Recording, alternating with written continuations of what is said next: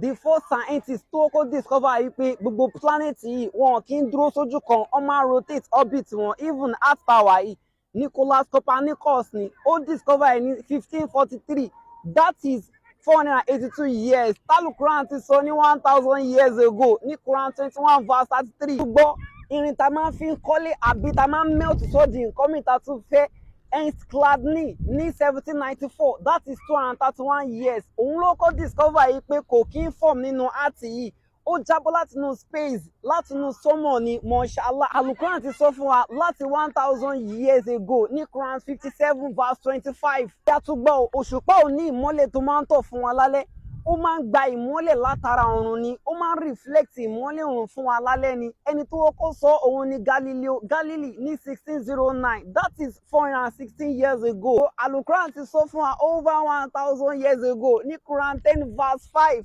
Mashallah. The universe is expanding. Àgbáláyé pé ó ṣì ń fẹ̀ sí. Edwin Hubble ló kọ́ discover ní 1929. That is 96 years ago. Al-Quran ti sọ ní Quran 51 verse 47. Mashallah bí odò méjì tó bá pàdé ra wọn tí kan bá níyọ̀ tó wà salty tí kejì òde níyọ̀. Captain Jacques òun ló discover ní 1962. That's 63 years ago. Wípé wọn ò lè mix papọ̀ pẹ̀lú bí wọ́n ṣe níyọ̀ àti tí kejì òde ṣe níyọ̀ yẹn. Because barrier kan ti wà láàrin wọn tí ò jẹ́ kó mix papọ̀ alukuran ti sọ Quran 55 verse 19 ó tún wà ní Quran 25 verse 53. Gbogbo nǹkan tí arákùnrin sọ irọ́ ni gbogbo ẹ̀. Ta ni ẹni àkọ́kọ́ tó kọ́kọ́ discover pé Earth àti gbogbo planet tó kù wọ́n máa ń rotate ní orbit wọn kan tó wá lọ copy ẹ̀ sínú Quran? Orúkọ ẹ̀ ni Aristarchus of Samos. Aristarchus of Samos was an ancient Greek astronomer and mathematician who presented the first known heliocentric model that placed the sun at the center of the universe while the earth revolving around the sun once a year and rotating about its axis once a day. Ìgbà wo ni wọ́n bí arákùnrin tá à ń sọ yìí? Wọ́n bí ní between 310 to 230 BC. Arákùnrin lò 80 years kó tó kú. Wọ́n dẹ̀ bí Muhammadu tí wọ́n sọ pé ó gba Quran wá wọ́n bí ní 570 CE. Kí ni ìyàtọ̀ tó wà láàrin wọn? 880 years. Ẹ má gbàgbé ìgbà tí wọ́n bí Muhammadu ni mi ò ṣe ìgbà tí wọ́n kọ Quran.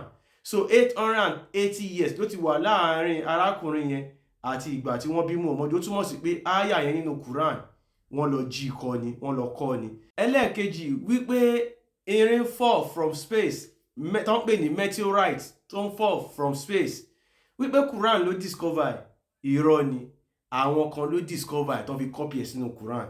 Wọ́n ní the discovery that iron falls from space was made by the ancient cultures like the Egyptians and the Sumerians ní ọdún wo between 1334 to 1325 BC.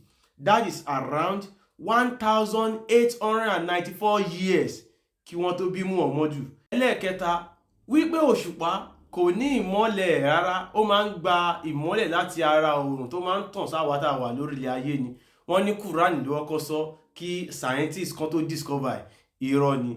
Wọ́n ní the ancient Greek philosopher Anaxagoras is widely credited as the first person in recorded history to propose that the moon does not produce its own light, but instead shines by reflecting light from the sun around 500 BCE to 428 BCE. Ọdún mélòó ló wà láàrin wọn yẹn? 1070 years kí wọ́n tó bí Muhammadu. Ẹlẹ́ẹ̀kẹrin wípé the universe is expanding wípé Quran ló wá sọ káwọn scientists tó lọ confirm ẹ̀ irọ́ ni. Ó ti wà lákọsílẹ̀ àwọn kan ti sọ wọ́n lọ jí gbogbo ẹ̀kọ́ ni. Wọ́n ní the ancient Greek philosopher Heraclitus around 500 BC is one of the earliest known individuals to suggest a universe that is not static. Wípé kò dúró sójú kan wípé ó ń ṣe kí ni o ó ń fẹ̀ sí ni. Gbogbo àwọn nǹkan yìí ni wọ́n copy tó kọ sínú Quran tó sọ pé Allah ló sọ. Ẹlẹ́ẹ̀karùn-ún wípé Quran ló tún kọ́kọ́ sọ̀rọ̀ nípa odò méjì tó pàdé ra wọn tí kan níyọ̀ tí kan ò níyọ̀ káwọn scientists tó máa discover irọ́ lásán ni àwọn scientists ti discover gbogbo ẹ̀ wọ́n lọ jí gbogbo ẹ̀kọ́ ni. Ẹ ká wo ẹ̀rí wọ́n ní the question of who first discovered the meeting point of the Indian and Atlantic Oceans in antiquity is shrouded in some uncertainty, but historical accounts suggest the Phoenicians were likely the first to do so around 600 BC. 600 BC sígbà tí wọ́n bí Muhammadu ní 570 CE 1170 years. Ó túmọ̀ sí pé gbogbo àwọn nǹkan yìí ló ti wà ní àkọsílẹ̀ níbì kan. Gbogbo nǹkan tó wà ní Quran tó ń lọ ó ṣe gbá ó ṣàwò àwọn kan ti discover gbogbo kíni yẹn wọ́n ti iṣẹ́ ìwádìí ó ń tẹ̀síwájú àwọn ìtàn ti wà ńlẹ̀ wọ́n wá lọ copy ẹ̀ wọ́n wá Muhammadu wọ́n wá ń kọ́ ní Muhammadu sọ ń gba ẹ̀gbà wáyé láti ẹnu Allah. Irọ́ lásán ni gbogbo ẹ̀. Everything nípa Quran ẹ̀yin èèyàn mi irọ́ lásán ni gbogbo ẹ̀ pátápátá. Gbogbo nǹkan tó wà ní Quran wọ́n kọ́ ni wọ́n wá fi báyé wa jẹ́ láfíríkà ni. Allah èrè ni nǹkan tó fẹ́ ṣe wọ́n fẹ́ ká da tọwọ́ wálẹ̀ ká gbàgbé tọ̀dọ̀ tiwa káwa máa gbógo fún èrè ìlú tọ̀dọ̀ tiwọn. Gbogbo iṣẹ́ tá a bá ṣe ká máa kó wá sílùú tiwọn kán kó wa lẹ́rú kán lè gbalẹ̀ lọ́wọ́ wa. Ẹ̀yin ọmọ Yorùbá àbọ̀rọ̀ là ń sọ fọ́mọlúàbí tó bá dénú ẹ̀ adòdìndín. Allah kò kí ń ṣe Ọlọ́run Olódùmarè olúwa ilé Kàbá ni. Gbogbo Quran tẹ́ ń pọ́nlé òun láti bá àṣírí ẹ̀ ló ti tú yìí gbogbo nǹkan tó wà nú ẹ̀ irọ́ ni. Ẹ̀yin tèmi mo sọ yìí mo dúró ó dìgbà.